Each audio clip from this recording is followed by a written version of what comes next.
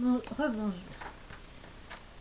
Contrairement à ce que j'ai dit dans la troisième vidéo, j'ai dit que c'était ici la troisième vidéo qui allait suivre, mais en fait c'est la quatrième. Donc c'est sur les guides spirituels et comment dialoguer avec eux. Donc nous avons dans un premier temps appris de façon condensée les principes fondamentaux sur les lois spirituelles à respecter. Si vous ne les avez pas visionnées, donc je vous conseille, je vous invite à visionner ces vidéos en question parce que celle-ci, alors ne vous servira strictement à rien du tout.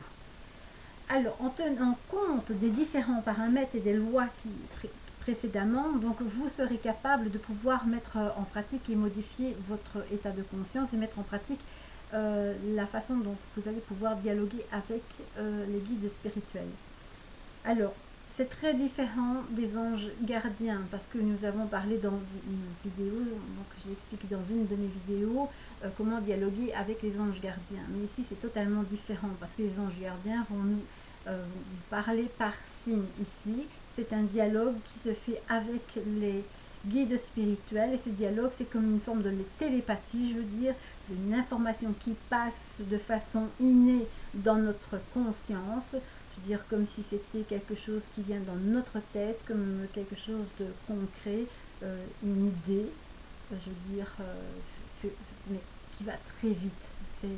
C'est complexe à expliquer, mais ça va venir, donc patience. Donc le soir, vous allez tranquille, sans bruit. Il faut éviter d'avoir des bruits, etc., de voitures et tout ça. Tout ce qui peut avoir, je veux dire, dans la vie courante de tous les jours, dans la journée. Donc pas de bruit. Il faut personne autour de vous, pas d'animaux, pas d'enfants, etc., pas de mari et tout ça. Donc il faut pas avoir de gêne, être gêné par personne.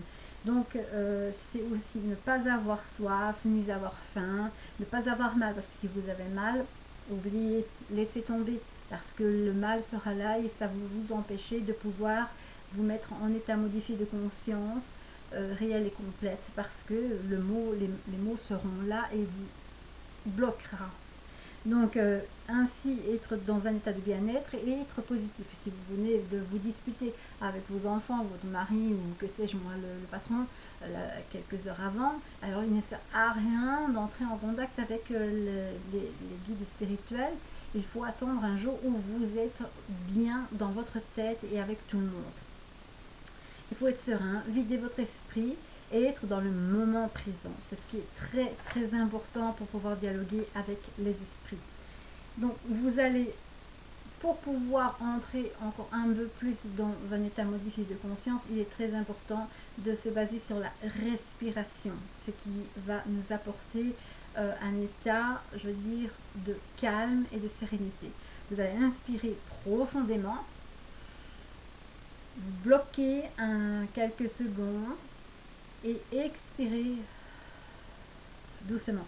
Vous allez le faire à peu près 10 fois, tranquille, hein, pas comme si vous allez accoucher, pas vous allez hyperventiler et vous allez avoir la tête qui tourne et vous allez peut-être même être euphorique. Donc non, tranquillement, inspirez, bloquez, tranquille, expirez. Et vous allez entrer tout doucement, je veux dire, de plus en plus dans différents états. Il y a l'alpha, le theta, etc. Vous allez au préalable préparer une feuille avec des questions que vous allez vous poser sur le moment même. Moi personnellement, je ne pose pas des questions à l'avance, je les pose sur le moment même. Donc vous allez prendre une feuille, un bic, ce qui est très important, ou à la limite, vous pouvez vous enregistrer tout simplement.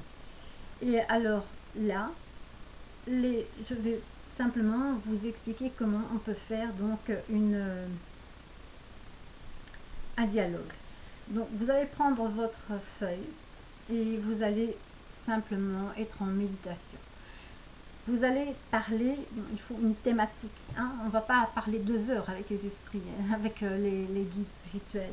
Généralement, ça dépend bien sûr de quel sujet, ça peut varier entre 20, 30 minutes, 1 heure maximum, 2 heures au grand maximum quand on est fortement habitué.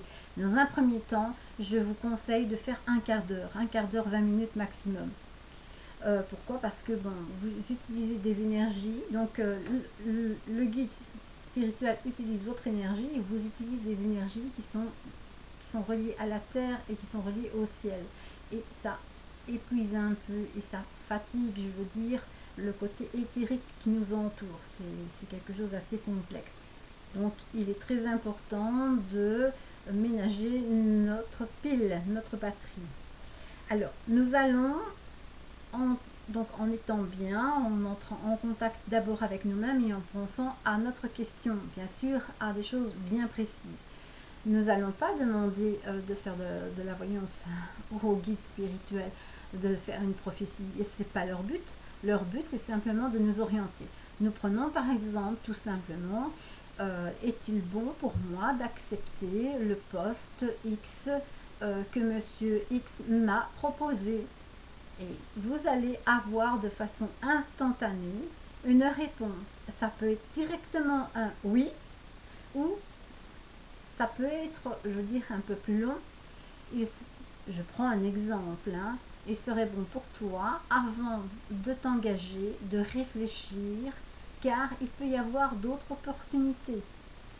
La question suivante, vous pouvez demander, peux-tu me dire quelles seront les opportunités ou l'opportunité qui pourrait venir à moi?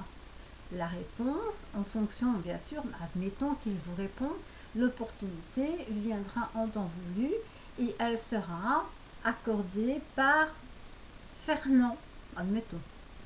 Et vous allez continuer la conversation comme cela. Si vous ne connaissez pas Fernand, vous allez demander comment puis-je joindre Fernand, comment vais-je le rencontrer, qui est Fernand?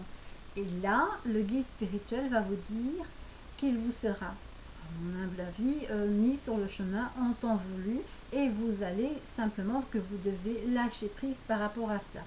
Vous allez demander dans combien de temps. Ils vont vous dire simplement sur le plan terrestre, tu attendras 2 lunes, 3 lunes, etc.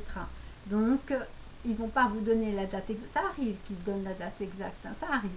Mais pas toujours. Disons qu'ils aiment bien de nous laisser un peu languir et de ne pas nous donner de date réellement précise pour ne pas que l'on soit en train de jubiler au moment où la date arrive, la date fatidique arrive, comme si le monde allait s'écrouler. Nous, on va être trop excité et on risque de bafouiller et on risque de faire plus de bêtises que de bien. Alors, on peut parler autre chose avec les guides spirituels sur quelle est ma mission sur Terre, que dois-je faire là dans le moment présent pour pouvoir rendre l'appareil, que ce soit aux animaux, à la terre, qu'est-ce que je dois faire de bien dans les prochaines semaines. Là, ils vont vous dire, je te propose de t'occuper, par exemple, d'une certaine cause, admettons la cause animale, et de devenir militante pour Greenpeace ou la SPA, Société Royale Protectrice des Animaux, ou pour une autre cause, que ce soit les enfants, que ce soit les personnes âgées, etc. etc. Donc, ils vont nous guider vers, je veux dire, une mission à remplir sur le moment même. Et cette mission peut effectivement changer au bout d'un certain temps. On peut aussi leur demander si nous allons, bien sûr, bon, la majorité des femmes se demandent, est-ce que je vais, jeune femme, vais-je avoir un enfant? Bah oui, bien sûr, tu peux avoir un enfant. Que ce soit donc par une conception naturelle, que ce soit par in vitro, que ce soit par adoption. Donc c'est une question de choix et de libre arbitre. Ça, ils vous le diront, j'ai déjà posé des questions, c'est pour ça que je fais déjà les réponses.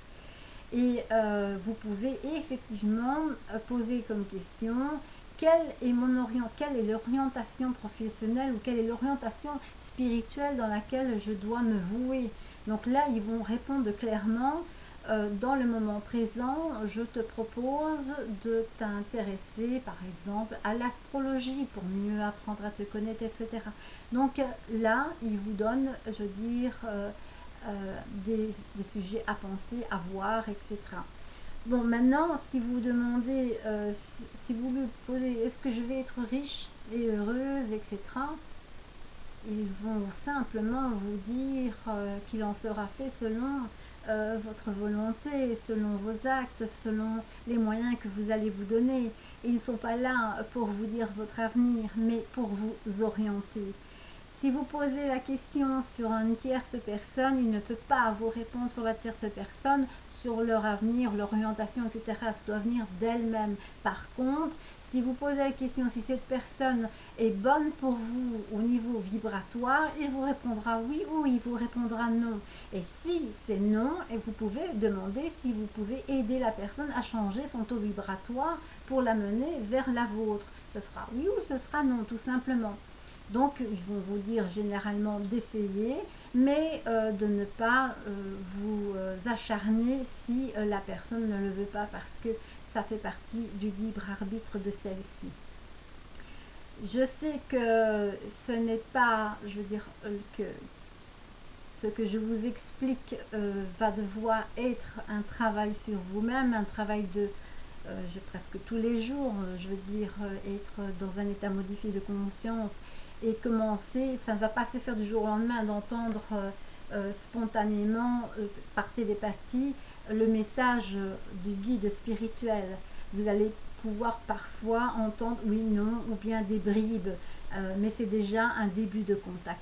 Il faut beaucoup de patience et effectivement, on ne s'improvise pas canal ou médium comme ça du jour au lendemain. Il faut un tant soit peu de connaissances et de pratiques. Mais surtout, très important, ce que j'ai expliqué dans les 3 vidéos précédentes, donc respecter les lois spirituelles, connaître bien sûr le livre d'Alan Kardec sur le livre des esprits et le livre des médiums. Et alors d'autres choses très importantes comme la loi d'attraction, la physique quantique et la pensée positive, etc.